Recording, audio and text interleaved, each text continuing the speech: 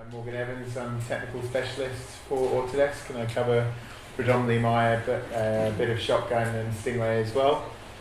Today this session is going to be focusing more on the effects side of Autodesk, of Maya, so Bifrost in particular, and the motion graphics stuff in a bit more detail. So, very brief introduction about myself again. I've worked in the industry for the last 12 years, and these are some of the companies that I've worked for during that time. Throughout my career I've worked as a rigger, so in particular focused a lot on facial rigging, and I've been with Autodesk since February. So I've used a lot of Autodesk products throughout my career, and I sort of bring to the role a fair bit of production experience. So I'm going to start off with the effects side of things. So Bifrost is the kind of front runner of our effects that we have in Maya today. So Bifrost started off life as a plugin called Naiad. So we acquired the tech a couple of years ago now.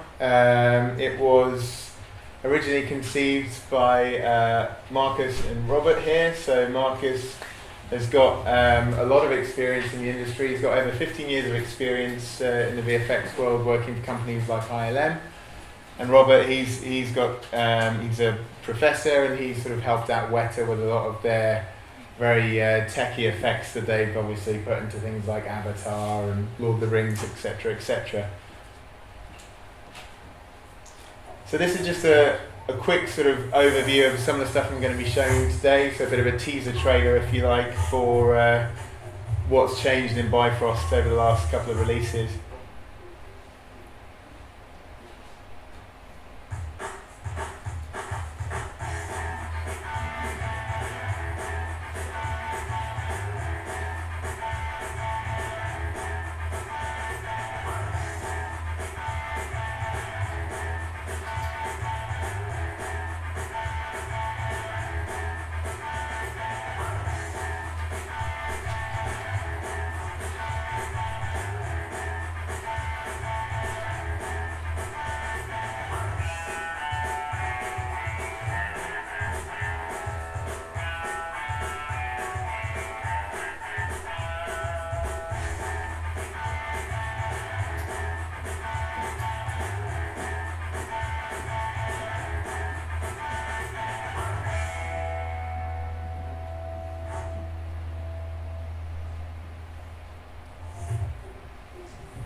So obviously that's all the kind of glossy marketing side of Bifrost. I'm going to go a little bit under the hood and kind of talk to you about how you can produce some of these effects with relative ease. I mean, obviously we're seeing the very high-end fruits of labour, if you like, from Bifrost there, with the boat travelling through the water. But I'm going to cover a little bit about, how would you achieve that, and what steps would you take, and which tools would you use to get to that point. So, in my previous session, I talked a little bit about motion fields. So we took the tech from Bifrost, we stripped it right back, and we got it to a point where you're essentially able to art direct your simulations. So really you're just applying all these different effects on top of each other to get these quite impressive results. So it's using real world physics, but you're able to achieve this in a very simple manner. So all you're doing here is just animating the motion field through that volume of fluid, and the rest is being taken care of for you. Not to say that you can't go under the hood and fine-tune it to your heart's content and do some, quite unusual effects, but the basic physics is all there, and this is all being taken care of for you under the hood. So in terms of object collisions and things like that, it really does simplify that whole process. We also have the aero solver as well, which I'll be talking a little bit about later. So as well as the water effects that we're seeing here, we're also getting the gas and the explosions. We can get all of those effects out of Maya. So to start with, I'm going to talk about our new ocean simulation systems, or BOSS, so Bifrost Ocean Simulation System.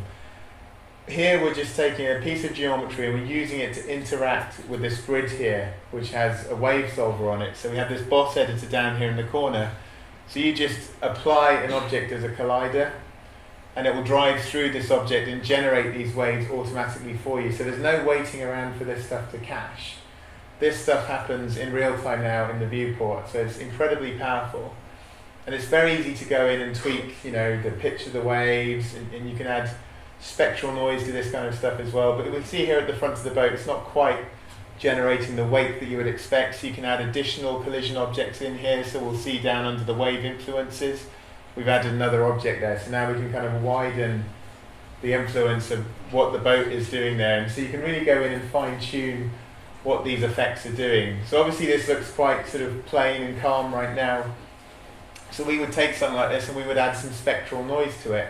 So again, this is all happening on the geometry. So we're adding just a simple noise through this to add that nice wave effect. So you get all of this for free. So again, this isn't any presets we're seeing here in terms of stuff that we've had to work hard to generate. You get this out of the box with Maya now.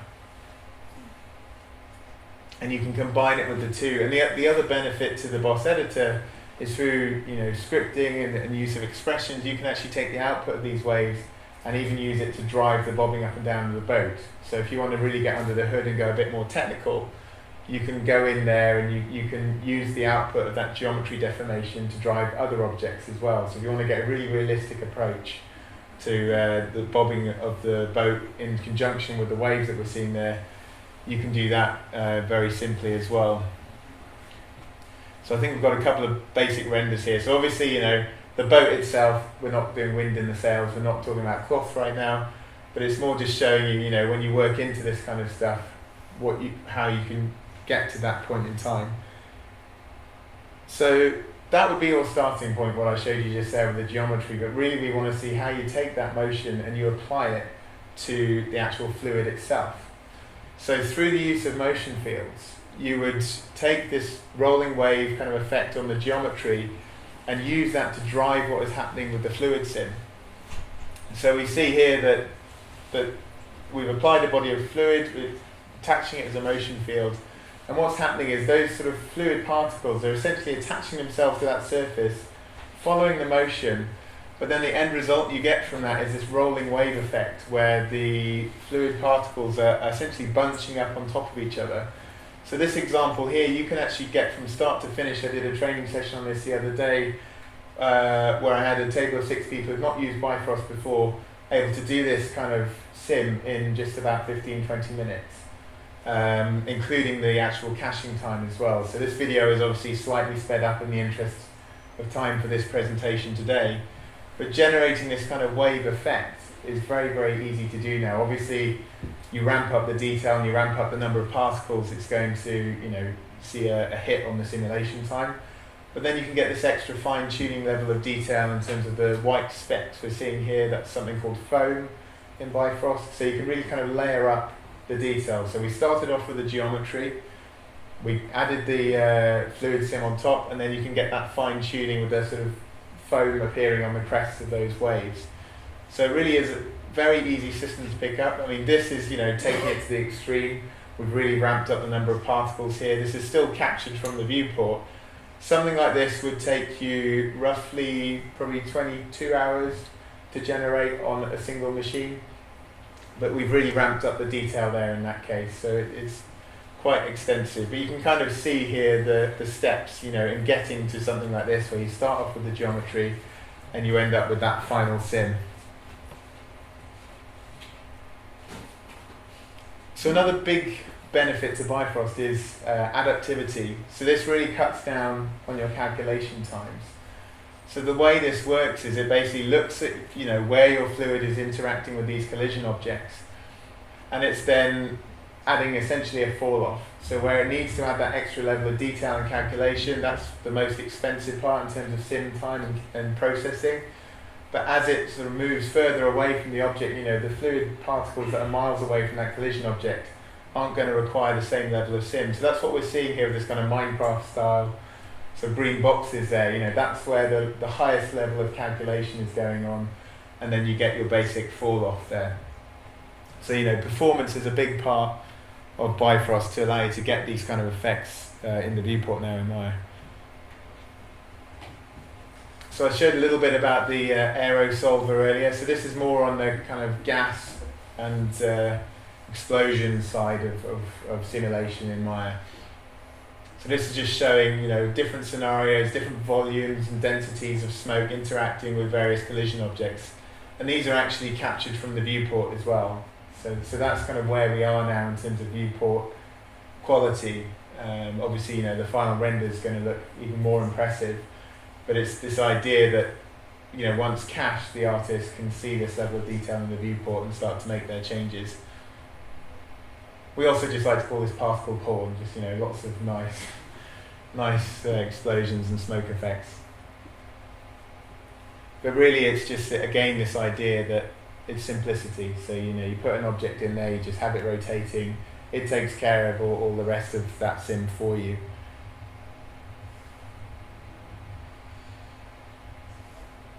And here, a more extreme example, we're actually using a character as a guide.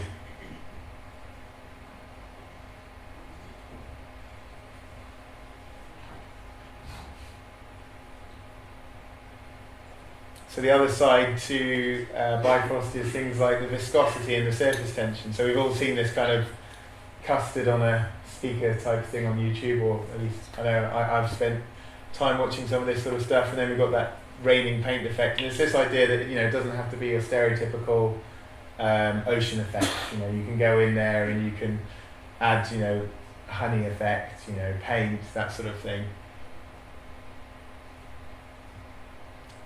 So we can see here the way the colours are sort of dynamically mixing with each other as well. So you can kind of layer different fluid sims on top of each other, and they all interact with each other.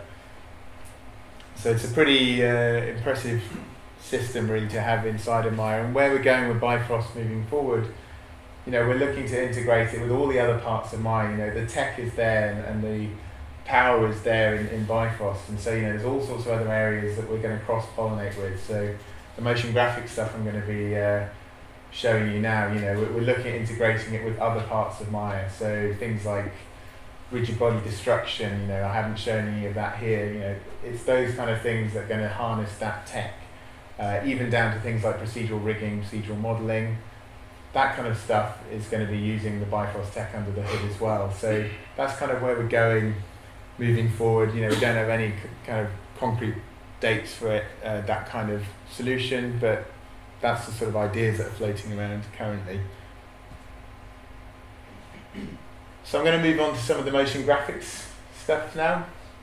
This is much more kind of art directable, much less heavy on the simulation side. It's more about the art direction and being able to deal with large numbers of instances, but it's all happening at real time in the viewport. So this comes to Maya in the form of Mash. For those of you who were in my previous session, you saw a sort of small Mash demo that I did.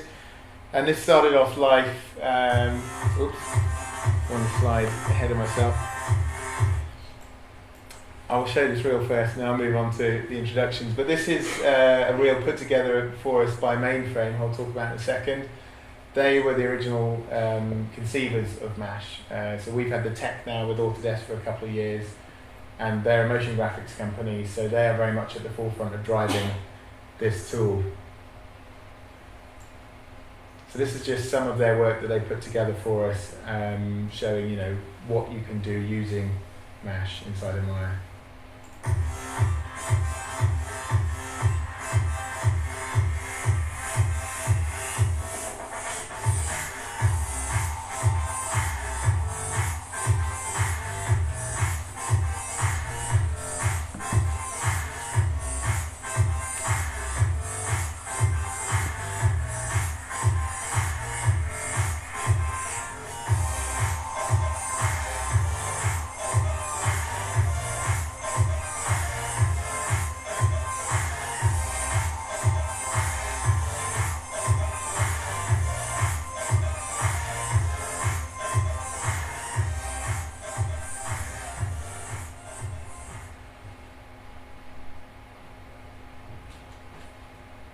So what I really like about Mash is its simplicity of use. So particularly for your Cinema 4D users perhaps coming and trying out motion graphics in Maya for the first time, I think it's a nice sort of way of entering Maya because it's quite a self-contained tool. So we see here this is kind of the main bulk of the sort of things you can do in Mesh. So we've got this very nice visual UI, whether it's loading in things like audio, which I showed in the previous presentation, to basic noise. There's an explode operator. You can have flight as well. So, for instance, if you want to have a school of fish swimming around, you can do these kind of things, and you can offset the timing of these as well. There's also a load of utilities that come with Mesh. So there's a basic jiggle deformer, for instance, and they've got a very advanced blend shape deformer. So if you wanted to blend through sort of 2 or 3 different shapes to get to your end transition, you can do these kind of advanced blend shape moves using the Mesh utilities.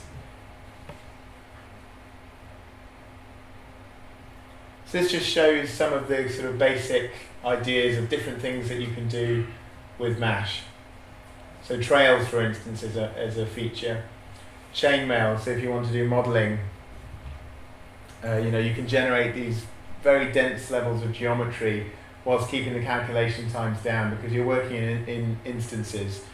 But there's a couple of modes to Mesh as well. You can either work in a pure instancing mode, or you can work in what we call a mesh mode, where it generates a repro mesh, which is essentially a combined mesh of all the instances under one single mesh. So that in itself is a benefit, because you could then use things like Alembic to get it into other packages. So I was working with the Flame guys the other day to do like a Mesh to Flame demo, because they've now got an Alembic importer in Flame, for example. So it's this idea that you can get these really fancy motion graphics effects, or whether it's a forest, for example, you can get all of that data out of Mesh into your other packages. So that in itself, I think, is a big plus to what you can do inside of Mesh. So the other side to Mesh, which is new to 2017, is this layering system. So you see here on the top, it's like a Photoshop kind of layering system. So once you've started to add these behaviors on top of each other inside of Mesh, you've got, say we've added like a randomized node, we've added an offset node there. You can start to change the order in which these are being calculated. So we could always do this in Mesh before. So in 2016 extension 2, we could have done this, but we just had to go in there and do it in the node editor. So you'd physically have to go into the node editor and rewire this stuff. So it's a lot more complicated. So the mainframe guys have basically added this feature to Mesh to allow you to switch things up very, very easily. So this is important when you're trying to generate the order of behaviors, that you want to be able to do this in the simplest way possible. So they're really working hard to kind of keep the UI side of Mesh working in the simplest way possible.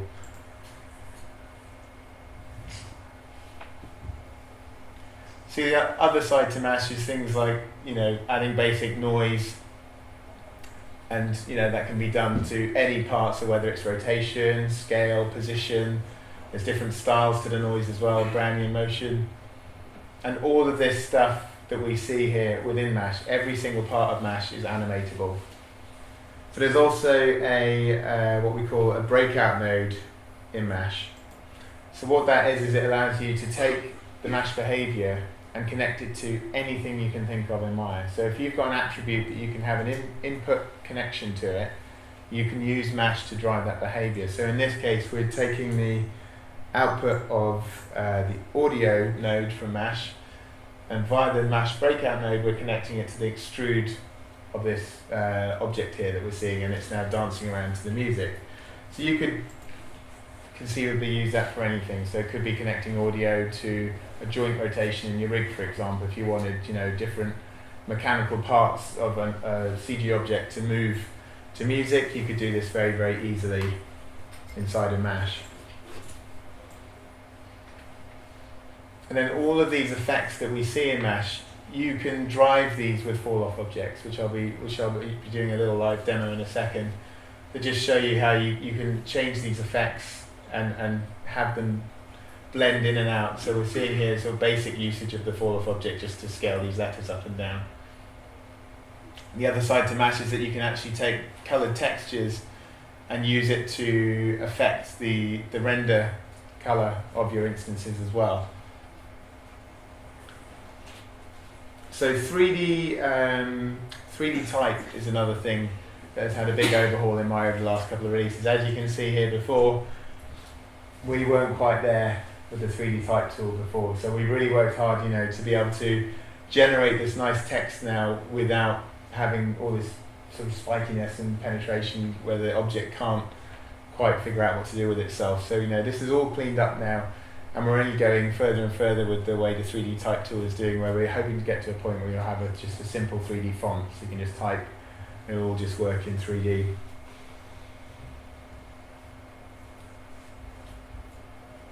So this is just a few rendered examples of things that we've been able to do in Mesh, and then this will be moving on to our vector graphics import tool.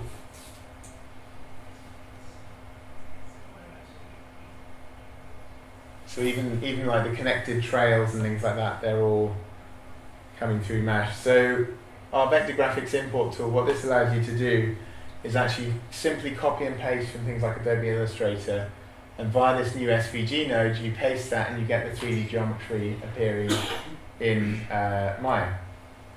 So, you know, if you've got company logos, that sort of thing, any vector graphics that your company deals with, you can get this into Maya now very, very quickly and easily. So this is a great starting point if, you know, you're working with third-party companies and they give you some vector graphics. You can get this into Maya now very, very quickly and easily. And this is just showing how we're using the simple booleans to be able to achieve that object that we saw there with the paint being splashed onto it. And then, you know, this is similar to what I'll be showing in a second, where you can use mesh objects as a driver for your instances. So you can have it either by face, by vertex, by edge.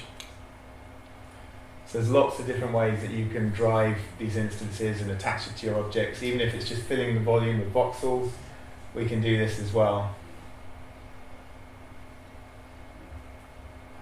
But it's stuff like this that would just take you a long time in the past in Maya. You know, it really simplifies the workflow, being able to generate quite complex effects in a very, very simple manner.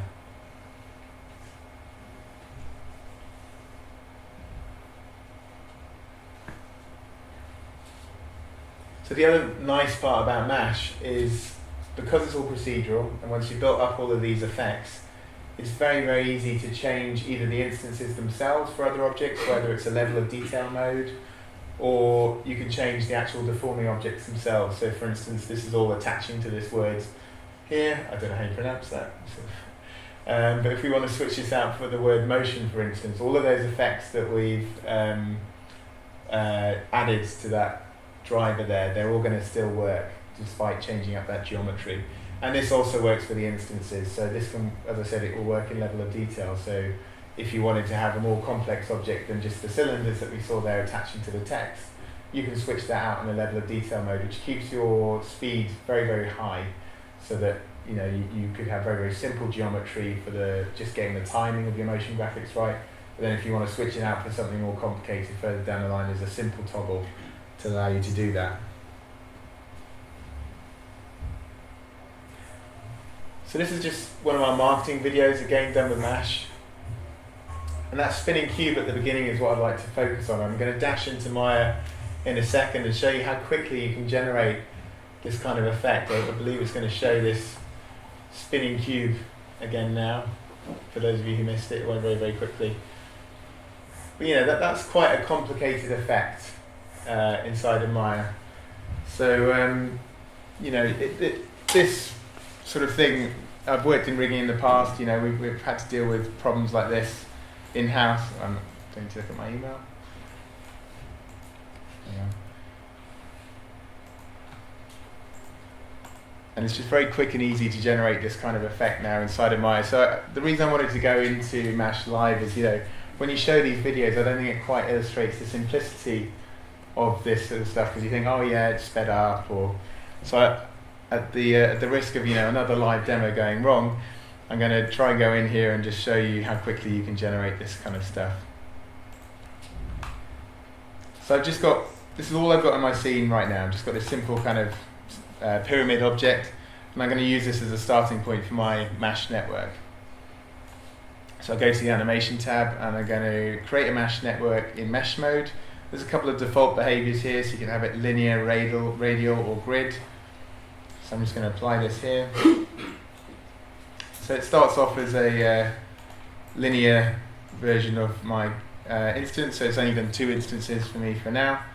So if I go into the attribute editor here, and just go to my distribute node, this is kind of the heart of the mesh network. So if we wanted to have, say, 10 instances here working linear mode instead of 2, you can up the numbers very, very easily. But I'd like to work in grid mode.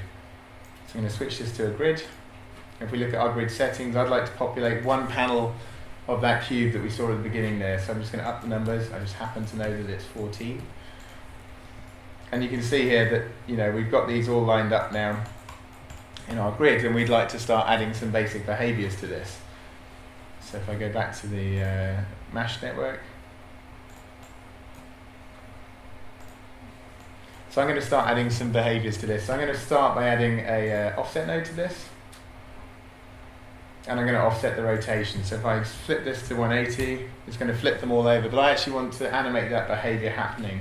So if I go to the fall off object, I'm just going to right click here, create a new fall off, and I can actually start pulling this around. And you see as I pull it around, it's animating the effect of that rotation.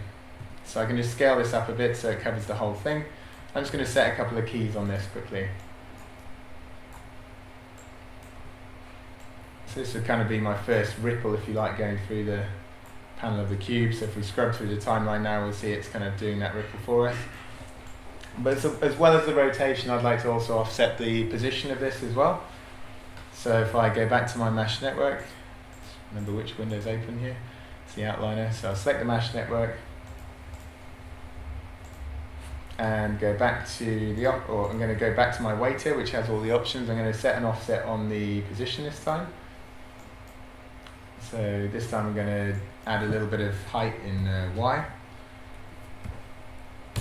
So it's going to move the whole thing up, but again I'd like to use another fall off object in the same way that I did for the first object. So if I'm just going to make sure the timeline's on 0, it's going to enlarge this so it fills the whole object again. And I'm actually going to make this a child of the first fall off object, so I've already got a little bit of animation on there. So you see as I move it along, not only is it rotating these, it's also moving them up at the same time, but that's still not quite what I want. I want to do more of a Mexican wave kind of effect to this. So I'm going to go in, select the fall off object, and if I look at the shape for that,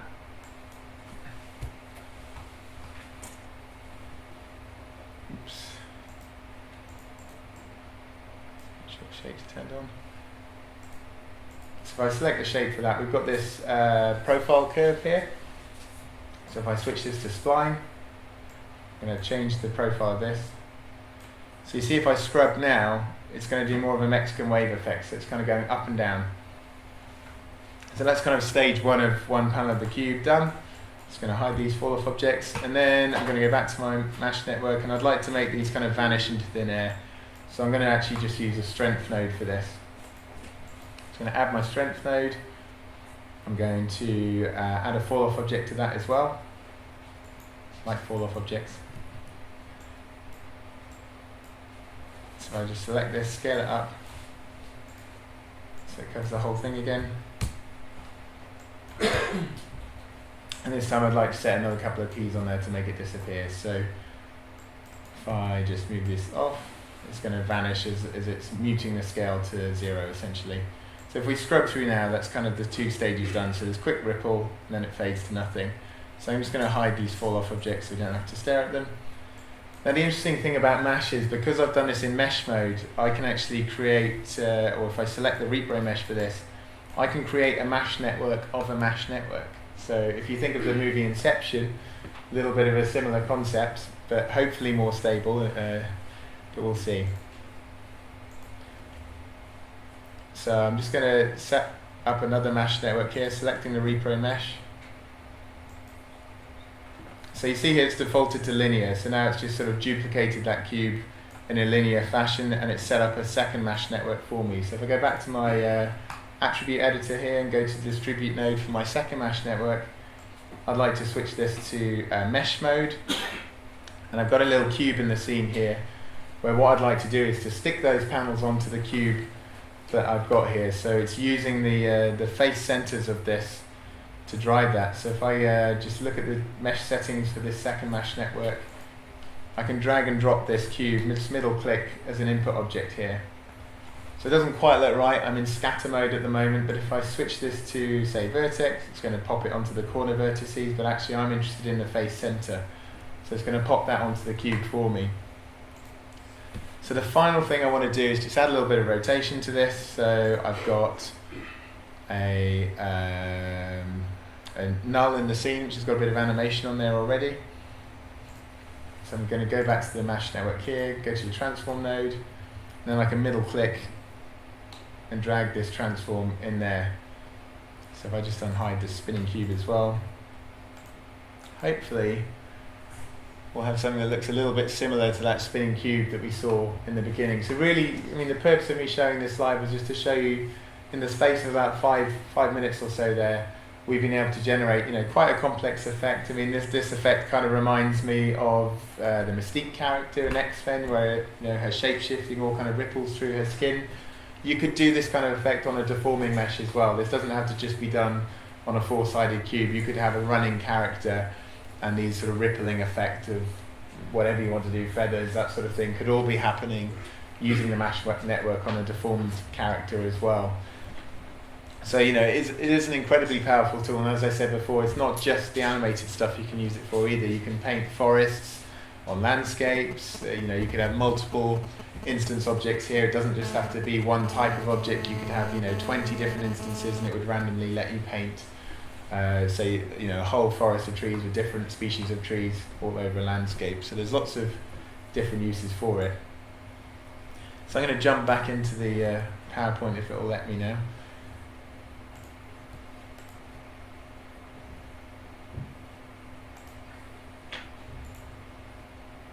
May have to jump forward a few slides. Yeah, it's lost my place.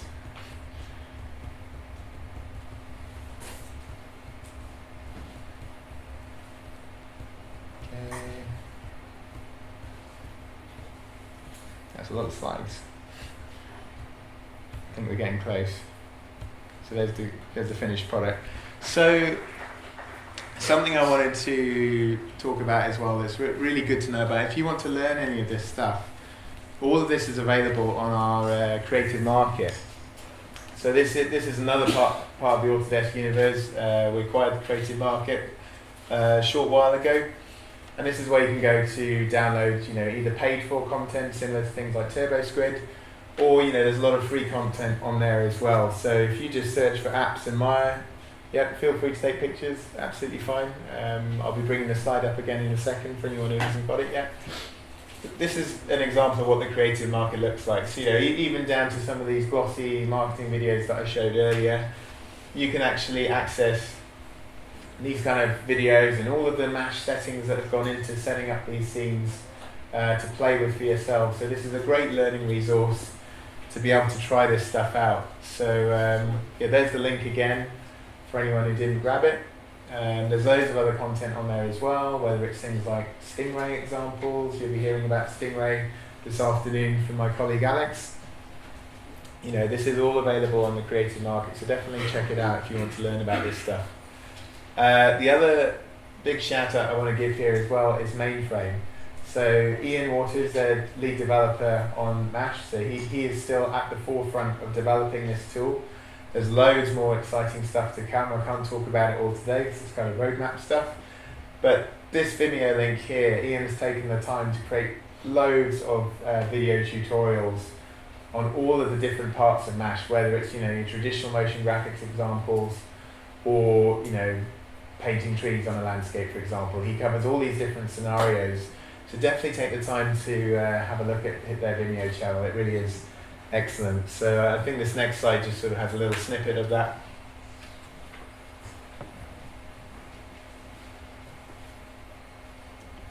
So yeah, you can see here you've got tons of different examples, like working with fall-offs, heads-up displays, another good use for motion graphics if you want to do, you know, your spaceship panels and things like that.